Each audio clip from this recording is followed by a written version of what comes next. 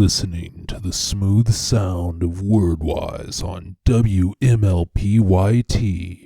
on air, on demand for your auditory pleasure. Oh yeah.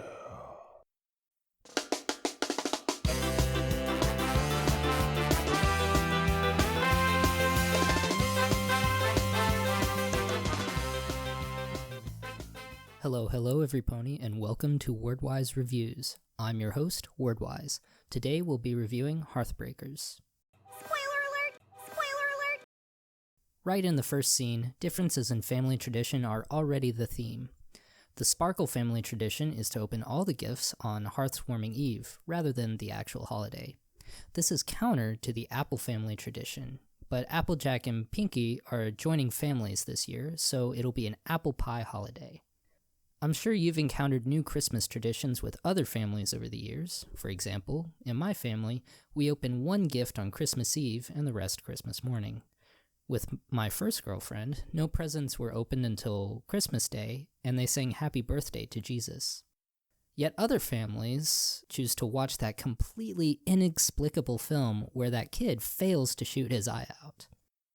As we take a ride on the Exposition Express, Applejack tells again, the history of Hearthwarming Eve. It's not Christmas. This holiday is like the 4th of July, Thanksgiving, a pagan winter solstice festival, and that one Charles Dickens book all rolled into one. The Hearthwarming Festival celebrates the founding of Equestria together with friendship, food, and thankfulness. While our last Hearthwarming episode had race relations in the form of the 3 pony tribes learning how to get along, in this episode, we won't have any of that. The Apple Pie clan is entirely Earth Pony. Both families are all Earth Ponies. But of course, all it takes is 2 individuals to make something into an us versus them relationship, and that's what we'll see here. We're introduced to Pinky's full family for the first time here. It's just Ma and Pa and their 4 daughters. If they have one more, we could even do a parody of Pride and Prejudice. Hey! We already knew that she had 3 sisters from her family picture before, as seen in Pinky Pride. We learned that one of these is a twin sister, Marble Pie. Marble and Pinky are fraternal twins and not identical, and you can tell that by their differing eye colors, as well as other different physical features. Limestone Pie fulfills the same role that Applejack does at Sweet Apple Acres, running things instead of the parents, and she's a bit high-strung when it comes to running the farm. Ma and Pa look something like a particular Grant Wood painting, or like the Amish.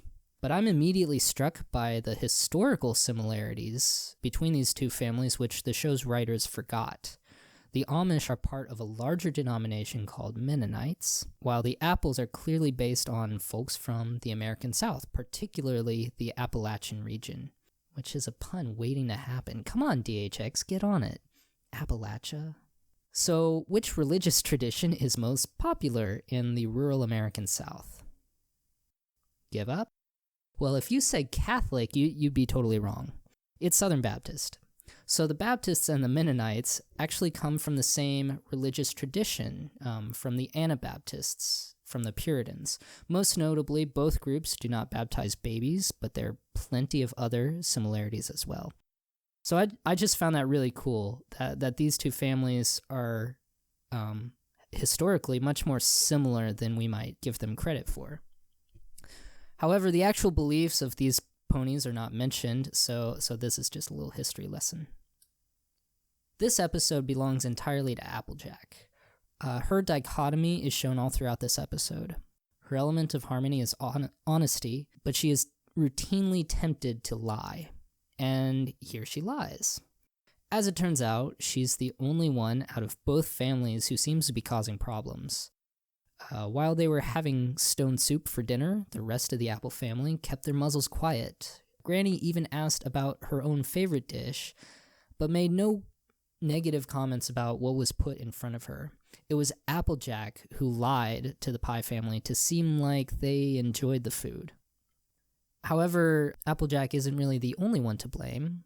On behalf of the Pies, I wonder if they are actually too poor for a real hearthwarming feast. At dinner, Maud says, "We have rock soup." I wonder if that refers to just what was prepared for that meal, or if that was all that was in stock at their home. They seem to have few decorations and few possessions beyond simple necessities like dishes and furniture.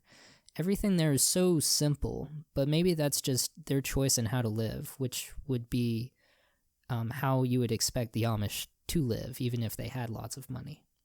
But even still, the Pies could have done a much better job helping the Apples acclimatize to their new family activities, especially with the doll carvings. Pinky, at least, should have known that they weren't used to manipulating rocks and might need some assistance on their arts and crafts. Pinky does very well handling the scavenger hunt. Like organizing it. So she pairs everyone with someone that they can get along with, and she also yields control to Limestone, who is as much of a control freak as Applejack is. And while each pair or group bonds together, out looking, Applejack and Pinky actually come into conflict at Applejack's instigation. AJ is good at getting Pinky to understand her point of view, but then goes beyond that to get her way in that conversation in the cave. Just look at the sly smile on her face next time you watch. However, this episode is a really good one for looking at intercultural contact. So I've kind of been in Applejack's horseshoes the time that I spent 2 years in China. The way she behaves here, though, is just really bad. At one point, it's downright cultural imperialism. I know they have their traditions, and we have ours, but I just want them to see how much better theirs could be. The rest of the Apple family responds better. When Apple Bloom goes to open presents, Granny Smith gives her the stink eye, and she holds back. The argument is short, as AJ planted the flagpole on a fault line. And this is completely realistic to intercultural contact.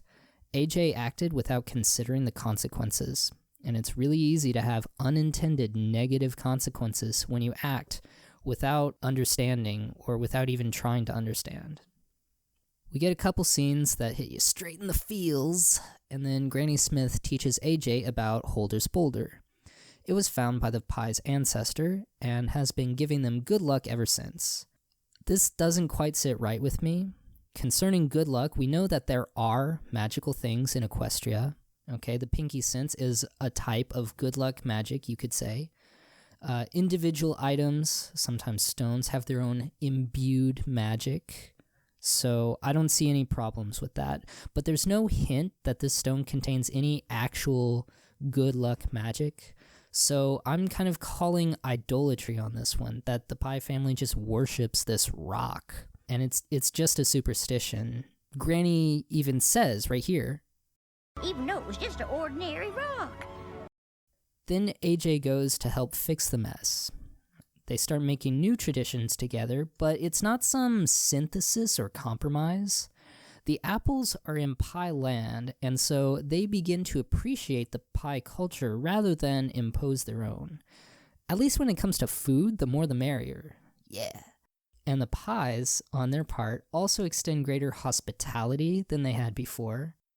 They're kind of learning each other's languages with the old folks there. So I liked how Limestone voiced that she was in charge when the families united. That's also the responsible way to work together while in a foreign environment. Leadership really should go to the local body, even if teaching or some other authority goes to the foreigner. Overall, I think this was another good episode. It's another solid installment to the Apple Pie arc, which I think will be continuing into the future. Maybe Big Mac and Marble Pie will get married. Except, oh great God, let it not be. They're cousins. Probably. Maybe. So don't ship them. Besides, Big Mac already has Cheerilee, right? As I said, a good episode. More an Applejack one than a Pinkie Pie one. It was fun to meet the Pie family, ironically, and we learned about how to get along together. So my final word of encouragement to you is John 13, verses 34 and 35. It's the Last Supper, and Jesus knows he's going to die soon for his friends, so he tells them this. A new commandment I give to you, that you love one another, just as I have loved you, that you also love one another. Therefore, let us love one another sacrificially, just as Jesus loved his disciples. As always, thank you for watching. Please leave a comment below. If you liked, leave a like. And if you want more, subscribe. This is Wordwise, signing off.